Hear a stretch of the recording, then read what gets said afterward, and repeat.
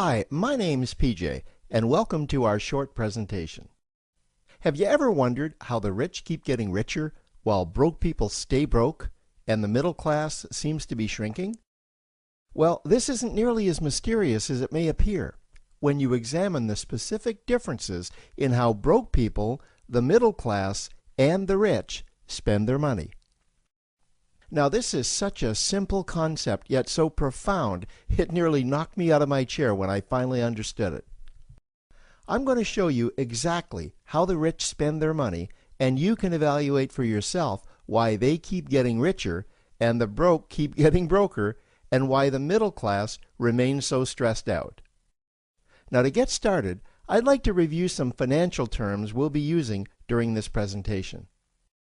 The terms that you need to be familiar with are cash flow, which means money you bring in, expenses, which means money you spend, assets. Now, this is the most confusing one. You're probably familiar with the traditional definition of an asset, which is something you own or have equity in. However, back in the 1990s, Robert Kiyosaki introduced us to a new definition of an asset in his groundbreaking Rich Dad, Poor Dad series of books. Robert taught us that an asset is something that pays you, and that's the definition we'll be using here. Liabilities is the last term, and it's defined as things that cost you money. As an example, a house is typically viewed as an asset, but can it actually be a liability? Yes, with our revised definition, anything that costs you money is a liability, not an asset.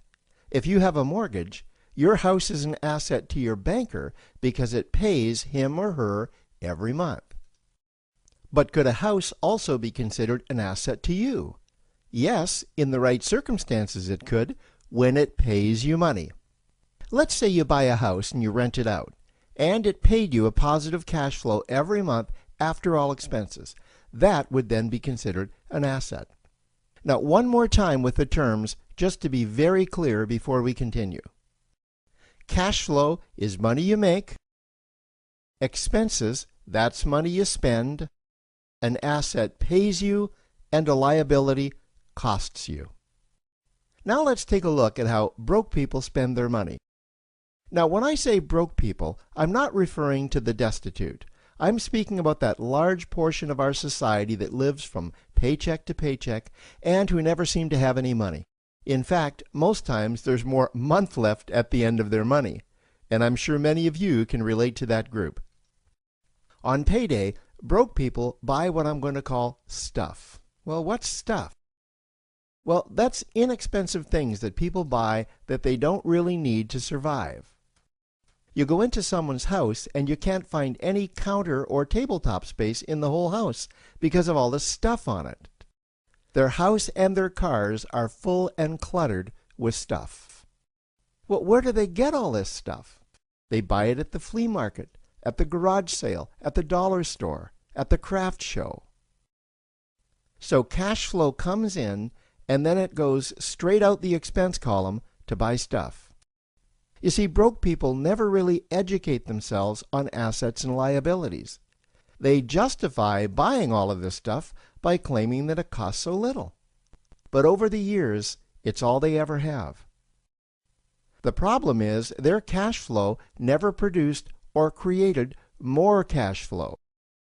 Now, please understand, I'm not undermining or taking any shots at this or any group. I just see a lot of financial difficulty out there, and it really doesn't need to be that way. Creating wealth isn't a mystery, it's a formula. The only reason someone doesn't create wealth is because they either don't know the formula or they don't apply the formula. Now let's take a look at the middle class. The middle class is the group that society mistakenly thinks are rich. They're not. Yes, they typically earn a six-figure income, and many of them appear rich, but it's what they buy with their money that keeps them prisoners of the middle class. What they typically buy are liabilities. Remember the definition of a liability? Things that cost you. By buying liabilities, the money gets pushed up and out their expense column. Liabilities are items like cars, boats, houses, airplanes, credit card debt.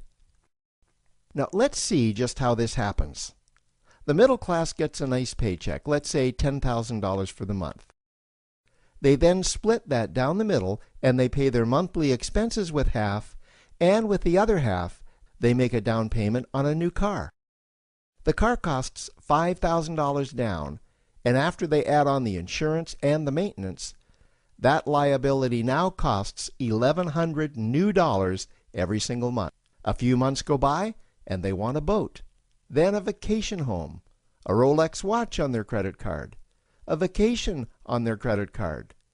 And before you know it, their liabilities have raised their expense levels to near or above their income levels.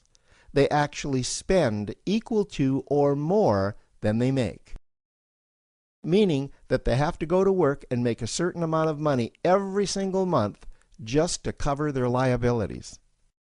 The other important issue with both broke people and the middle class is that normally all of their cash flow is dependent on their own effort, meaning that they've educated themselves to exchange their knowledge and expertise for someone's money. Also, the money they earn is usually the highest taxed form of income. Here's an example. An attorney is knowledgeable about law, so people pay him or her in exchange for that knowledge on an hourly basis. The problem here is that if the attorney isn't sharing that knowledge with a client, then the attorney isn't making any money. This causes lots of stress and anxiety in their lives, and if you ever ask them to take an afternoon off to play golf with you, well, they very rarely can because of how much money it'll cost them to take that time off. On the surface, life's pretty good. The reality is that it's a roller coaster ride. That's the middle class. Now, I know this group very well because for a great deal of my adult life, that was me. Now let's take a look at how the rich people spend their money. Rich people acquire assets. Again, an asset is something that pays you. If you want to become rich, buy assets that earn you more money. The money cycle looks like this. Acquire assets that produce cash flow, invest the profits to acquire more assets that produce more cash flow, invest those profits to acquire more assets that produce more cash flow. The rich spend their money and acquire things that produce more money. Here are a few examples of assets that produce more money. Investments are the obvious ones: stocks, bonds, real estate. Education is another asset. If you learn how to do something that produces more money for you and you actually do it, that's buying an asset. There's a great quote that goes, "If you think education is expensive, you should see how expensive stupidity is." Another example of assets you can acquire that pay you are cash-generating opportunities, especially those opportunities that can create a passive cash flow. Passive meaning that once you build it up, the money continues to flow whether you're still building it or not. Here's a small example. Let's suppose you bought a pinball machine and you put it in a barber shop, and you don't spend any of the profits. You save them until you can buy another pinball machine and put it in another barber shop. This, by the way, was Warren Buffett's first business. If you don't know who Warren Buffett is, he's one of the top 2 richest men in America. The rich are extremely eager to find those passive cash-generating opportunities because those opportunities continue to pay them month after month, year after year, long after they've stopped working the opportunity. You know, I see this happen again and again with successful entrepreneurs. They find a passive cash flow stream that they build up, and it continues to pay them month after month, year after year. They then take those profits and multiply them in another passive cash-generating opportunity, and then again in another. In conclusion, here's what I've learned over the years. You can't find these passive cash generating opportunities unless you're open to hearing about them. Then, once you find them, you must be willing to see what fits you and then act.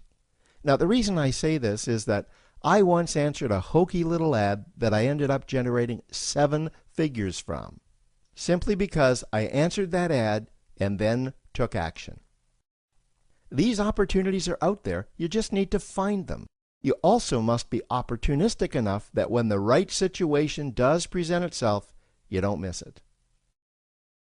So remember, broke people buy stuff, the middle class buy liabilities, and the rich acquire assets, preferably cash-generating opportunities that can create passive cash flow.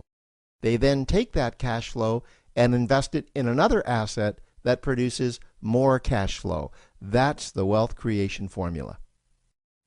Now, I trust you found this introductory information helpful. Now, to learn about one of the greatest cash-generating machines on the planet, click on the link below to proceed to step 2.